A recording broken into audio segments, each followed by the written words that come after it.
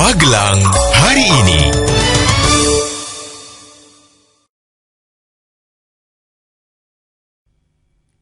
Halo warga Magelang, berjumpa kembali bersama Glenn Ripaldo yang akan sampaikan informasi-informasi seputar Magelang untuk Anda dalam Magelang hari ini.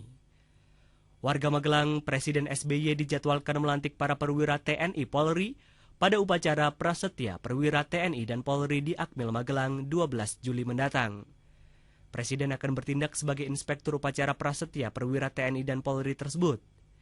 Jumlah calon perwira remaja TNI dan Polri yang akan dilantik sebanyak 836 orang.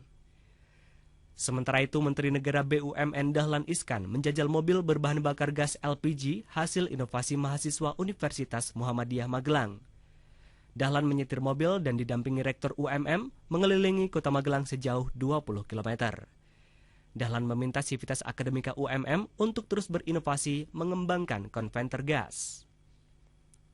Warga Magelang, warga desa Serumbung yang berprofesi sebagai penambang manual di Kali Putih mengusur penambang alat berat yang beroperasi di dekat Sabodam, Surapadan. Mereka menggeruduk operator alat berat dan meminta mereka meninggalkan Kali Putih. Aksi yang dilakukan beramai-ramai ini menjadi puncak kemarahan warga yang sejak awal menolak alat berat menambang di Kali Putih. Warga Magelang, operasional alat rekam KTP di Kabupaten Magelang tidak maksimal karena sering rusak. Karena itu, Disduk Capil Kabupaten Magelang pesimis dapat menuntaskan perekam data EKTP pada September mendatang. Apalagi, sampai saat ini, rekam data di 21 kecamatan baru mencapai 10%. Menjelang datangnya Ramadan, PNS di lingkungan Pemkab diberi jatah cuti 2 hari untuk keperluan nyadran. Sekretaris Desa Kabupaten Magelang mengatakan, agar tidak terjadi stagnasi dalam pelayanan masyarakat, maka pemberian izin cuti diatur dengan baik. Cuti nyadran ini juga secara otomatis mengurangi jatah cuti tahunan. Warga Magelang, Muhyiddin, warga Kecamatan Gerabak, masuk dalam nominasi dalam Lomba Penghijauan dan Konservasi Alam Wana Lestari 2012 untuk kategori kader konservasi alam tingkat nasional. Kiprah Muhyiddin, baik secara administrasi maupun lapangan, sudah dinilai tim nasional beberapa hari lalu. Penilaian tersebut dipimpin oleh Kepala Ditjen PHKA. Rencana Pemkot Magelang menutup paksa sejumlah toko modern yang beroperasi 24 jam mengundang pro dan kontra. Perhimpunan Hotel dan Restoran Indonesia termasuk yang mengkritisi kebijakan tersebut. Sebab, kebijakan tersebut tidak sesuai dengan branding Kota Magelang sebagai kota jasa. Warga Magelang, lambannya penyerahan draft kebijakan umum anggaran plafon anggaran sementara oleh Pemkab Magelang ke Dewan Kabupaten Magelang dikhawatirkan berdampak pada pembahasan APBD 2013. Hal ini dapat mengakibatkan molornya pengesahan APBD. Selain itu, pencairan dana bansos terutama untuk aspirasi 2012 juga terancam gagal.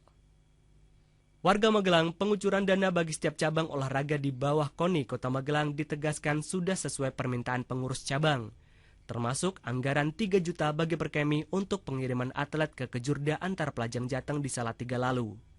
Ketua KONI Kota Magelang mengatakan, KONI telah membentuk tim verifikasi yang bertugas memberikan masukan terkait besarnya dana yang sebaiknya digelontorkan.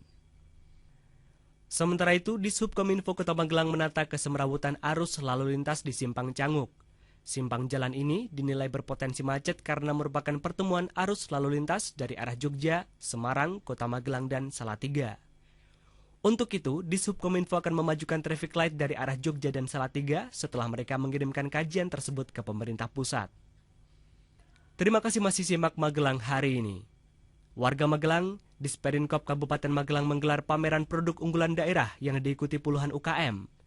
Kasih UMKM Disperinkop mengatakan, selama ini pameran menjadi media efektif untuk lebih mengenalkan produk ke masyarakat. Kegiatan ini juga menjadi salah satu cara bagi produsen lokal, khususnya bagi usaha kecil dan menengah untuk dapat bersaing.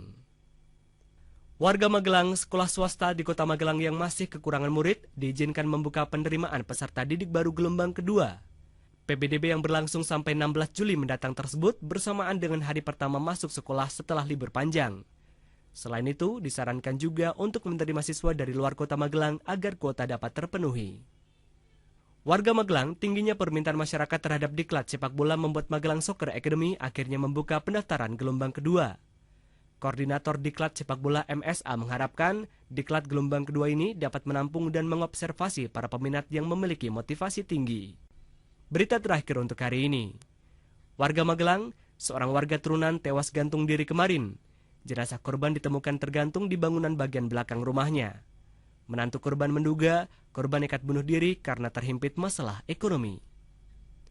Demikian rangkuman berita-berita seputar Magelang yang sudah kami sampaikan untuk Anda. Terima kasih kebersamaannya dan sampai jumpa. Magelang hari ini.